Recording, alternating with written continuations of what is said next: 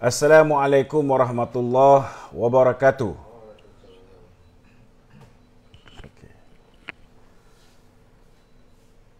Tajuk malam ni mungkin sensitif, tetapi inilah kebenaran yang perlu kita sampaikan kepada kawan-kawan yang hari ini masih lagi bersama dengan Muhyiddin. UMNO bakal ditolak dalam pilihan raya umum yang ke-15 antara kluster pro PN, begitu juga dengan angkara pejuang, angkara warisan dan angkara 30 MP DAP yang akan memberikan sokongan kepada Muhyiddin Yassin dengan meluluskan proklamasi darurat pada 26, 27, 28, 29 dan 30 hari bulan Julai ini.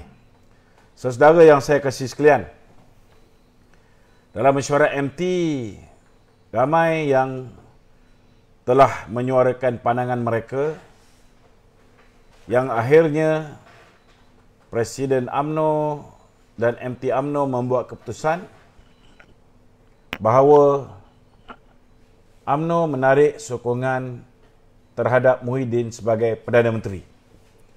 Sungguh pun begitu, selepas mesyuarat tersebut, kita tahu bahawa ramai yang telah mengambil keputusan untuk terus menyokong Muhyiddin dan tidak mengendahkan apa yang telah pun diputuskan baik oleh MT, begitu juga oleh perwakilan Perhimpunan Agung UMNO 2020. Saudara, jadi ini menyebabkan tuan-tuan, alasan yang diberikan oleh mereka-mereka yang masih pro dengan Muhyiddin ini ialah sekiranya kami menarik balik sokongan kepada Muhyiddin Yassin, maka pertama, Parti Pejuang, pimpinan Atok yang juga mentor kepada Muhyiddin Yassin. Kedua, warisan. Dan yang ketiga, tuan-tuan, seperti yang mereka kluster-kluster pro PN ini maklumkan bahawa Muhyiddin telah pun memperolehi 30 SD daripada MP-MP DAP yang mahukan peruntukan untuk kawasan masing-masing daripada Muhyiddin. Ini bermakna kalau misalnya mereka menarik diri secara sebulat suara ke semua MP UMNO daripada menyokong Muhyiddin Yassin, Muhyiddin Yassin akan mendapat sokongan daripada Pejuang, Warisan dan juga DAP. Maka mereka berpendapat lebih baik stay dalam kerajaan bersama dengan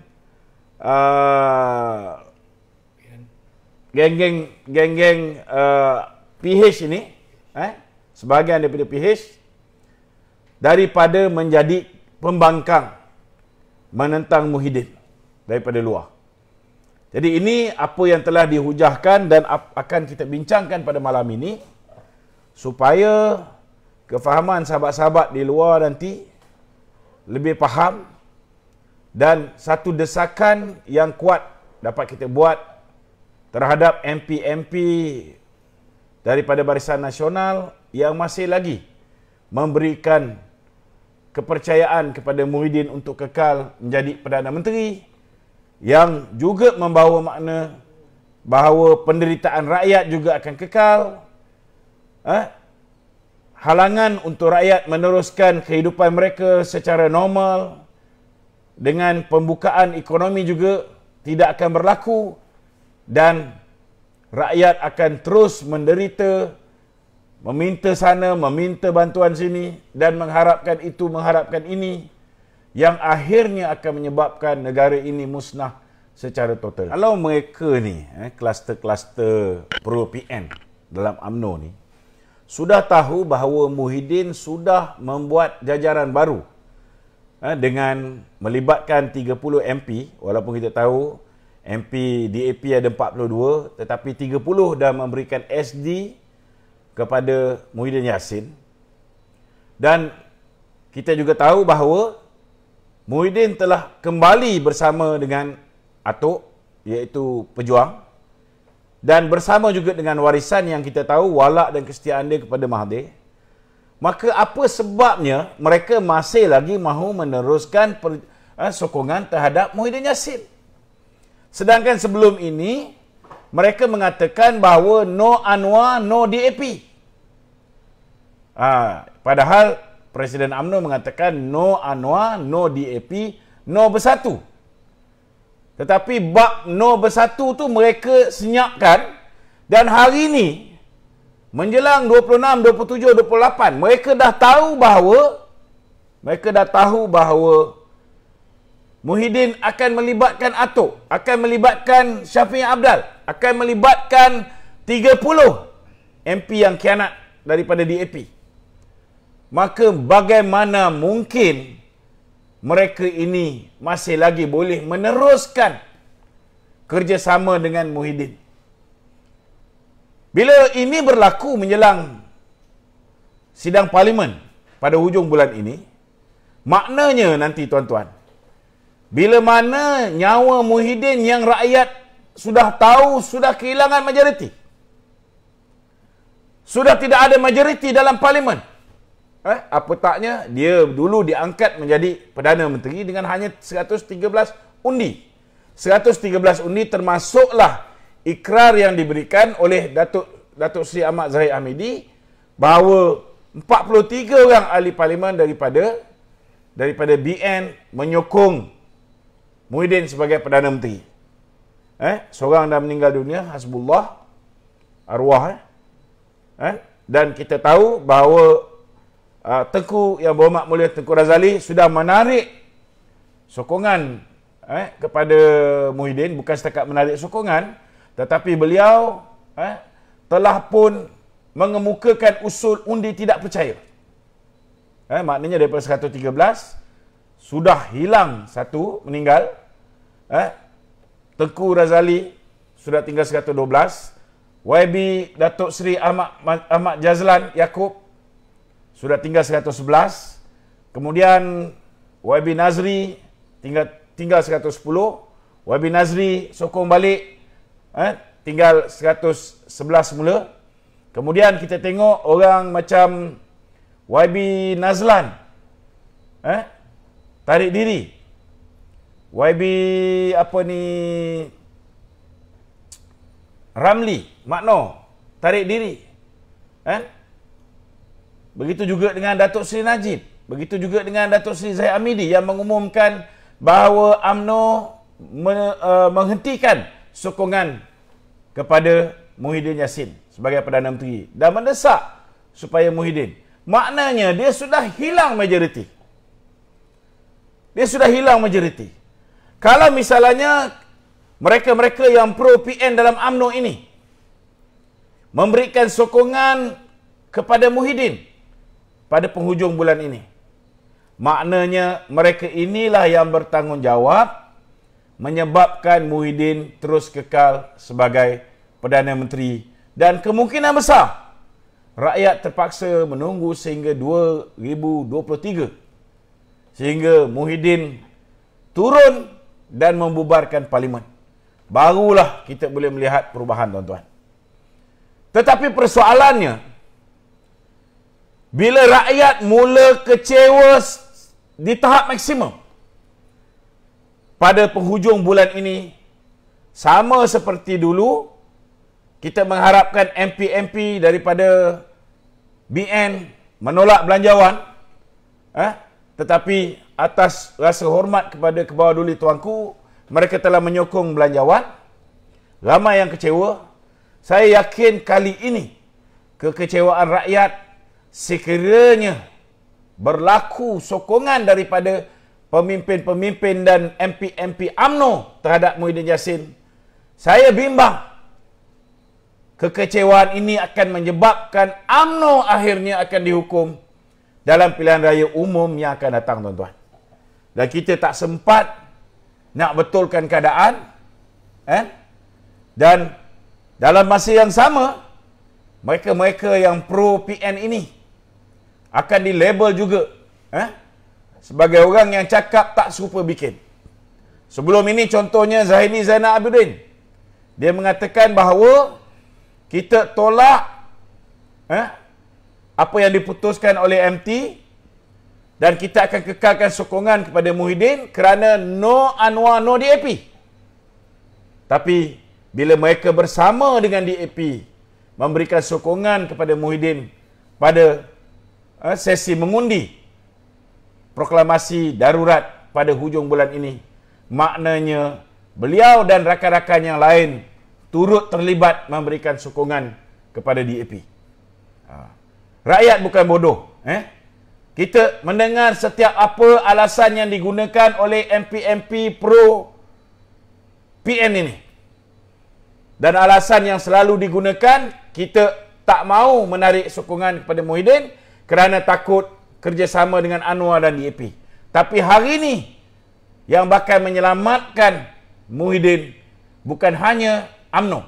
Kerana kalau UMNO ni saudara, kalau misalnya yang menyokong mereka ni, katakanlah ada lebih kurang 25 orang ataupun mungkin kurang daripada itu yang menyokong mereka, tapi ramai yang tak menyokong, Muhyiddin akan jatuh pada penghujung bulan ni, tuan-tuan. Tapi malangnya, bila mereka bersekongkol dengan DAP, bila mereka bersekongkol dengan Atok, bila mereka bersekongkol dengan Syafiq Abdal, maka tuan-tuan, jangan terkejut pada penghujung bulan ini, mungkin nyawa Muhyiddin akan disambung. Dan disebabkan mereka-mereka inilah, tuan-tuan, silap-silap hari bulan, saudara, MP-MP yang pro PN daripada UMNO ini, mereka akan dipertanggungjawabkan sekiranya rakyat menghukum UMNO dalam pilihan raya umum yang ke-15.